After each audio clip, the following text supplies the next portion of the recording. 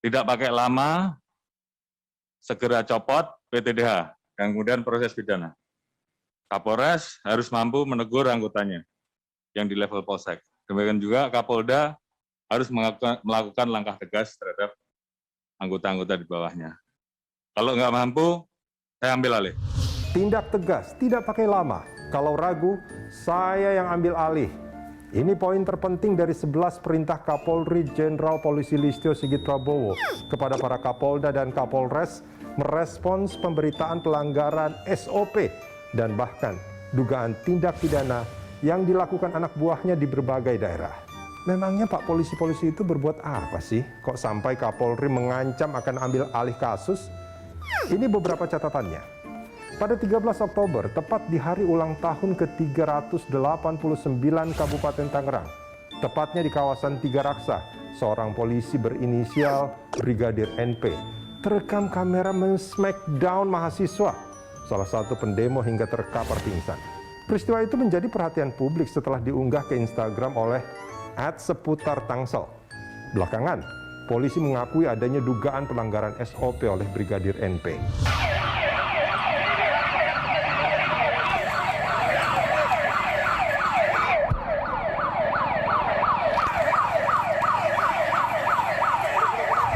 Sorotan lainnya, masih di sekitar ibu kota.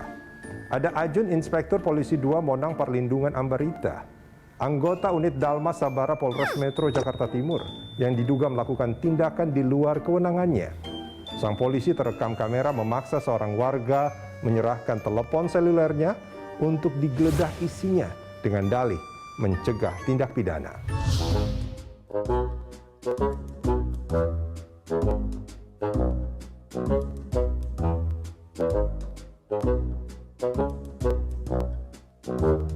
Telepon seluler adalah barang privat yang berisi data-data pribadi yang dilindungi Undang-Undang ITE. Tak boleh semena-mena digeledah siapapun, termasuk aparat tanpa ada alasan hukum yang kuat.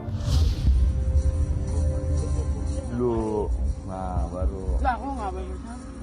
Loh, kenapa emang? Privasi saya, Pak. Loh, saya polisi boleh meriksa sini. Lah. Ada aturannya, Mas. Saya sini. Masa periksa? Iya. Kalau mau kejahatan periksa aja, Pak. Saya nggak ngelakuin kejahatan. Tapi Pak Ambarita itu ada dugaan kesalahan SOP, sehingga sekarang ini Pak Ambarita kita lakukan pemeriksaan di Propam. Kenapa mutasi ke Humas? Sama juga dengan Pak Jeklin. Pak Ambarita juga punya apa? Kelebihan. Boleh buka sekarang YouTube-nya Pak Barita, media sosialnya Pak, besar nggak followersnya? Nanti akan saya butuhkan juga. Tapi ada dugaan pelanggaran disiplin yang dilakukan karena ada ketentuan SOP untuk penggeledahan. Ya, makanya ini akan kena dugaan, kita akan lakukan pemeriksaan di Propam. Di Polres Banda Aceh, ada kejadian petugas jaga menolak laporan warga korban dugaan pelecehan seksual hanya karena alasan sang pelapor belum divaksin. Padahal sang pencari keadilan punya keterangan dokter bahwa dirinya belum bisa divaksin karena alasan kesehatan.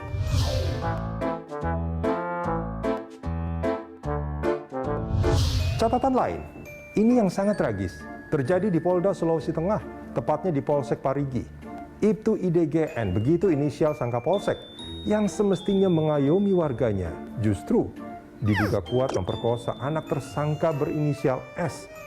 Usianya baru 20 tahun, dengan iming-iming akan membebaskan sang ayah dari kasusnya. Ibtu IDGN kini dibebas tugaskan dan menjalani pemeriksaan.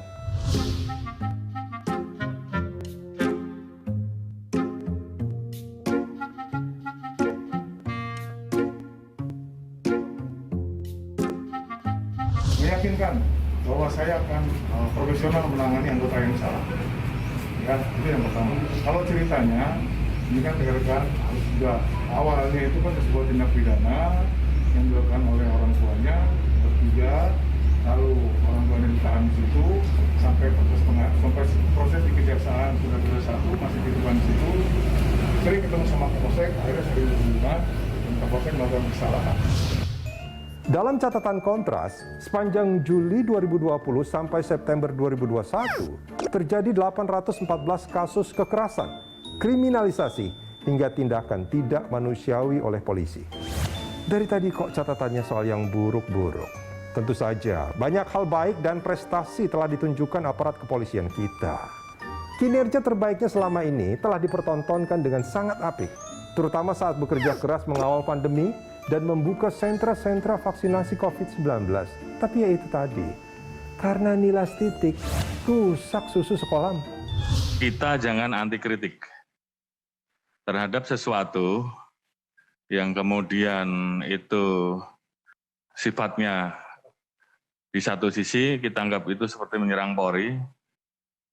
Kita harus lihat kondisinya. Kalau memang itu memang mewakili apa yang dirasakan oleh masyarakat, tentunya kita jawab kritik tersebut dengan melakukan langkah-langkah dan tindakan di lapangan untuk bisa menjadi lebih baik. Jadi bagaimana merubah, mentransformasi tentang hal-hal yang memang masih dirasakan oleh masyarakat untuk kemudian bisa kita ubah.